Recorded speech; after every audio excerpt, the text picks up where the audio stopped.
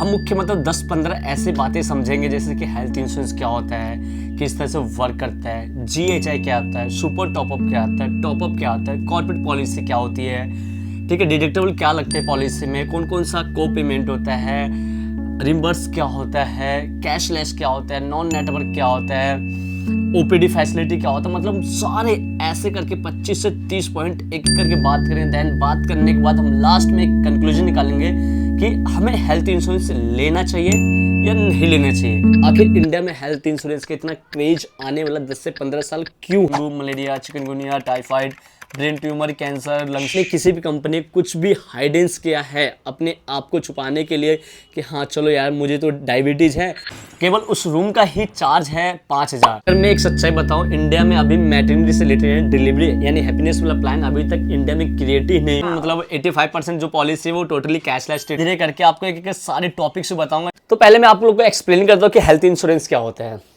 अगर कल को सिंपल सी बात है, हॉस्पिटल दो तरह के हैं इंडिया में, आप सबको पता है, प्राइवेट हॉस्पिटल, गवर्नमेंट हॉस्पिटल। अगर जिन लोगों के पास हेल्थ इंश्योरेंस नहीं रहता वो प्रेफर करते हैं सरकारी हॉस्पिटल में जाना पसंद करते हैं, उनको बिलीव भी है गवर्नमेंट हॉस्पिटल में। बट अगर लाइक थोड़ा सा मिडिल क्लास फैमिली क्यों ना हो और थोड़ा सा मतलब लाइफस्टाइल बिल्कुल डिफरेंट हो जाता है, वो लोग प्राइवेट हॉस्पिटल में जाना प्रेफर करते हैं। वो सोचते हैं कि प्राइवेट में अच्छा ट्रीटमेंट मिलता है, वीआईपी डॉक्टर्स रहते हैं, सही से मतलब गाइडेंस रहता है। बट अगर मैं बात करूँ एक हेल्थ इंश्योरेंस क्या होता है, कल को ड्यू टू एनी रीजन से अगर हम कल को हॉस्पिटलाइजेशन होते हैं, मतलब हॉस्पिटल में एडमिट होते हैं, मैं ये नहीं कहूँगा 24 घंटे, हेल्थ इंश्योरेंस की एक डेफिनेशन है कि मिनिमम 24 घंटे के लिए हॉस्पिटल में आप एडमिट होते हैं तो सभी कंपनी आपका क्लेम पास करती है अगर आपके पास एक हेल्थ इंश्योरेंस है तो। बट ये डेफिनेशन में तो बिल्कुल सा चेंज कर देता हूँ, मैं कह रहा हूँ 2-3 घंटे के लिए भी अगर कल को ड्यू टू एनी रीजन से अगर कल को हम हॉस्पिटलाइजेशन होते हैं, dengue, malaria, chikungunya, typhoid, brain tumour, cancer, lungs related operation, surgery, heart attack, सर्दी जुकाम, फीवर, डेंगू, मलेरिया, आने वाला कोई बीमारी, कोई भी बीमारी हो किसी भी रीजन से अगर हम कल को हॉस्पिटलाइजेशन होते तो हम सरकारी हॉस्पिटल में नहीं जाएंगे, हम ये देखेंगे कि हमारे घर के आसपास कौन सा हॉस्पिटल, हम पहले वहाँ प्रेफर जाना करेंगे और वहाँ पे अपने आप को रिकवरी करने की कोशिश करेंगे, अच्छे डॉक्टर्स मिलेंगे, ट्रीटमेंट लेंगे और वहाँ से हम स्वस्थ होने की कामना करेंगे और स्वस्थ होने की जल्दी ट्राई करेंगे। अगर वो ही डिसीज अगर थोड़ा लंबा फॉर्मेट तक चला, लॉन्ग फॉर्मेट चला, 1, 2, 3, 4, 5 दिन चला, तो हमें किसी हॉस्पिटल में एडमिट होना पड़ता है। और अगर आपके पास एक हेल्थ इंश्योरेंस है तो आप किसी अच्छे प्राइवेट हॉस्पिटल में अपना ट्रीटमेंट करवाएंगे, ना कि गवर्नमेंट हॉस्पिटल में। मैं आपको अभी आगे बताऊंगा गवर्नमेंट हॉस्पिटल क्या राय है, प्राइवेट हॉस्पिटल क्या राय है, दोनों का अलग अलग डिफरेंस है। बट कंडीशन है अगर आपने किसी कंपनी का एक हेल्थ इंश्योरेंस लिया, सबसे मोस्ट इंपॉर्टेंट, तो मैंने अभी कुछ पॉइंट्स बताए थे, एक एक करके मैं आपको बता देता हूँ कि ये सारे पॉइंट्स क्या है। प्री एंड पोस्ट हॉस्पिटलाइजेशन, बहुत सी कंपनी इंडिया में 24+ कंपनी मैंने बताया, कोई कंपनी कहती है अगर आप बीमार पड़ते हैं, ठीक है, तो आप डायरेक्ट हॉस्पिटल में जाके एडमिट नहीं हो जाते हैं, उससे पहले आप घर पे उपचार करते हैं, मेडिसिन लेते हैं, डॉक्टर से कंसल्टेशन करते हैं, लैब टेस्ट, मतलब मल्टीपल चीज़ करते हैं। यानी आने वाला बहुत सी कंपनी कहती है 3 महीने का हम बिल आपका पे करेंगे, कोई कंपनी कहती है 2 महीने का। फिर उसके बाद अगर हम जाकर हॉस्पिटल में एडमिट हो जाते हैं, फिर एडमिट होने के बाद वहाँ पे हम ट्रीटमेंट करवाते हैं, ठीक हो जाते हैं, फिर उसके बाद हम घर जाते हैं, उसे कहते हैं पोस्ट हॉस्पिटलाइजेशन। यानी घर पे भी हमारा सपोज एग्जांपल के लिए मैं बात करूँ, डॉक्टर से मतलब कंसल्टेशन लेना पड़ता है, लैब टेस्ट करवाना पड़ता है, मेडिसिन करवा लेना पड़ता है, मतलब एज ए डॉक्टर से मीटअप करना पड़ता है कि हाँ ये बीमारी का ट्रीटमेंट चल रहा है नहीं चल रहा है। यानी प्री एंड पोस्ट, बहुत सी कंपनी कहती है 2 या 3 महीने का हम आपका जो भी बिल हम आपका रिम्बर्स करेंगे। पोस्ट बहुत कंपनी कहती है कि 6 महीना, 3 महीना, यानी एक तरह से होता है प्री एंड पोस्ट, जो कि आपकी पॉलिसी में इंडिविजुअल फीचर्स रहता है, इसके लिए आपको 1 रुपये भी एक्स्ट्रा पे नहीं करना पड़ता है। सेकंड पॉइंट, बहुत से हॉस्पिटल में मतलब मल्टीपल्स रूम्स होते हैं, तो ध्यान रखना है जिस कंपनी का पॉलिसी ले रहे हैं क्या उसमें एनी काइंड ऑफ रूम है, suites room, private, single, non AC, AC, Maharaja, suites, multiples room होते हैं। आपकी पॉलिसी में किसी भी प्रकार का कोई भी रूम रेंट का कैपिंग नहीं होना चाहिए। कहने का मतलब कि अगर आप हॉस्पिटल में गए, आपने प्राइवेट सिंगल रूम लिया, केवल उस रूम का ही चार्ज है 5,000, तो आपके जेब से 1 रुपये नहीं जाना चाहिए अगर आप किसी प्राइवेट हॉस्पिटल में गए हैं तो। उसके बाद आता आपका एम्बुलेंस, यानी रोड एम्बुलेंस भी होता है, एयर एम्बुलेंस भी होता है, बोट एम्बुलेंस भी होता है, मतलब मल्टीपल्स मतलब एम्बुलेंस होते हैं। तो जो पॉलिसी ले रहे हैं आपको, उस पॉलिसी में कोई भी एम्बुलेंस चार्जेस का कैपिंग नहीं होना चाहिए। अगर मैं 1 लाख की पॉलिसी ले रहा हूँ या 10 लाख की पॉलिसी, 20 लाख का, अप टू सम इंश्योर तक आपका एम्बुलेंस का खर्चा भी उस पॉलिसी में होना चाहिए। आगे बढ़ने से पहले एक छोटी सी ज्ञान की बात मैं आप सबको बता देता हूँ।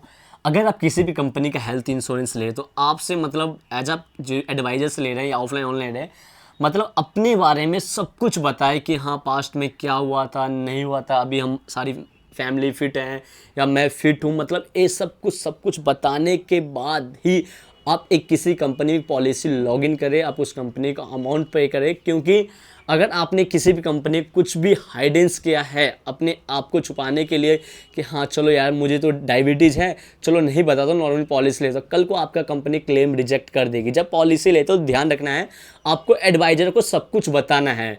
जो एडवाइजर काम कर रहा है वो आपका पैसा वो अपने अकाउंट में नहीं ले रहा, वो कंपनी के अकाउंट में पे करवा रहा है। तो आपका राइट से जिस कंपनी के पॉलिसी ले रहे हो सब कुछ उस पर्सन को बताए, एटलीस्ट वो प्रपोजल फॉर्म में फिल करेगा, तो इन फ्यूचर में आपका कंपनी क्लेम पास करेगी तो करेगी। फोर्थ और सबसे मोस्ट इंपॉर्टेंट, जिससे मतलब नॉर्मली होम केयर ट्रीटमेंट भी कहते हैं या डोमेस्टिक ट्रीटमेंट भी कहते हैं, इसके 3 कंडीशन। पहला, अगर डॉक्टर कह रहा है आपको होम यानी घर पे आपको ट्रीटमेंट करवाने की नीड है, होम केयर ट्रीटमेंट और डोमेस्टिक थोड़ा सा अंतर है, मैं बाद में आपको वीडियो करके बता दूंगा क्या अंतर है। वैसे नॉर्मली दोनों का डेफिनेशन एक बार बता देता हूँ।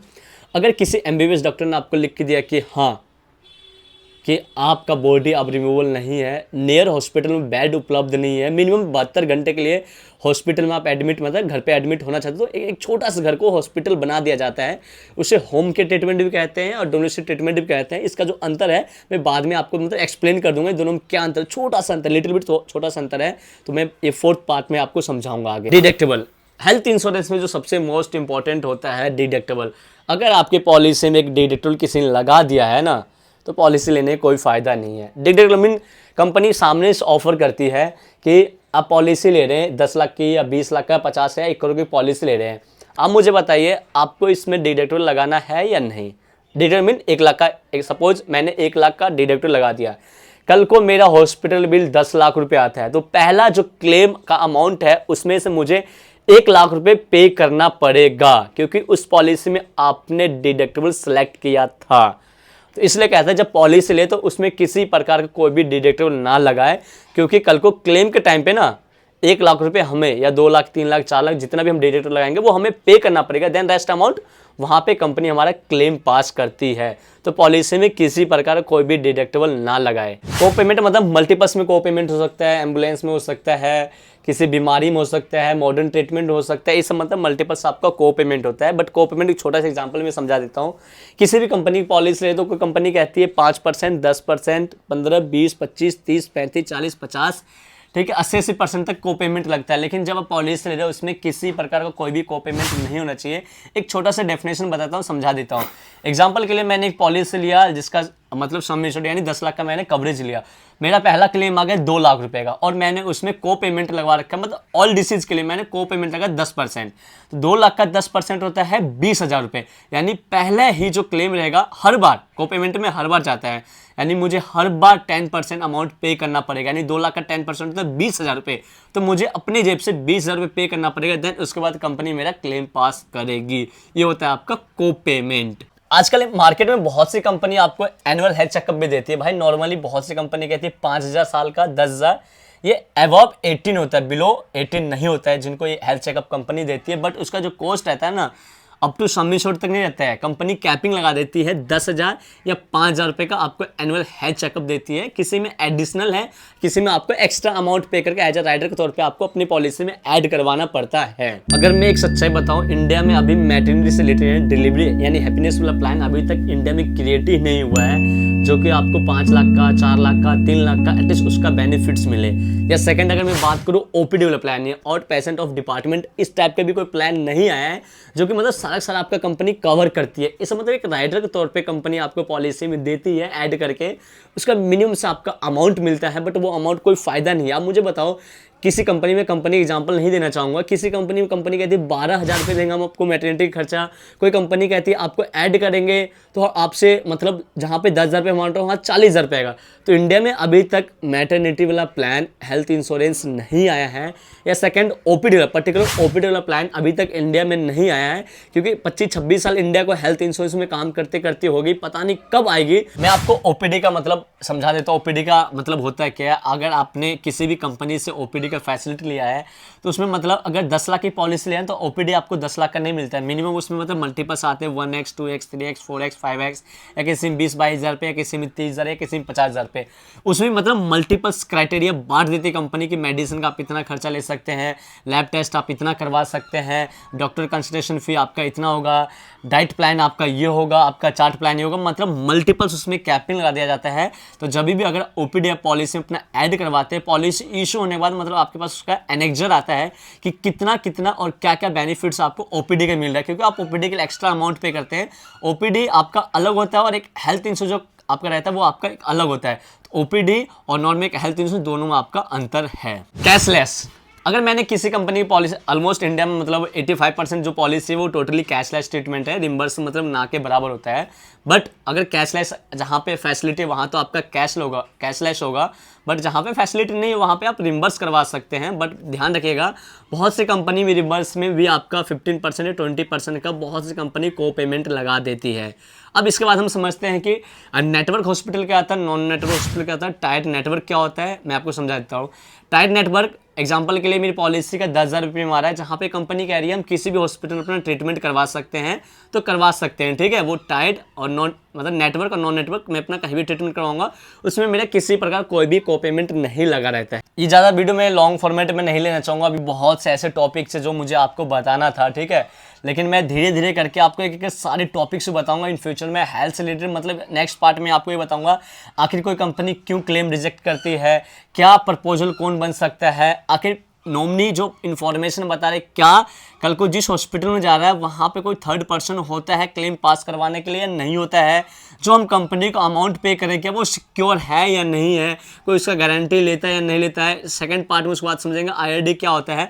तो इस वीडियो को जब तक हम लोग यहीं पे समाप्त करते हैं, नेक्स्ट वीडियो मिलते हैं जल्द ही एक ऐसे इन्फॉर्मेशन साथ, और एक इसके बाद जो नेक्स्ट वीडियो आएगा एक क्लाइंट के साथ मैं मीटअप करने वाला हूँ, जो भी मैंने उसको पॉलिसी दिया वो आपको इन्फॉर्मेशन बताऊंगा। आपको वीडियो को लाइक करना है, शेयर करना उन दोस्तों के साथ में जो एक हेल्थ इंश्योरेंस लेने के बारे में सोच रहे हैं, या लाइक वो ट्रेनिंग में है या इंश्योरेंस सेक्टर में मतलब एज ए एडवांटेज यार जॉब करना स्टार्ट करते हैं, तो उनके लिए भी बहुत ज़्यादा यूजफुल वीडियो है। Bye bye.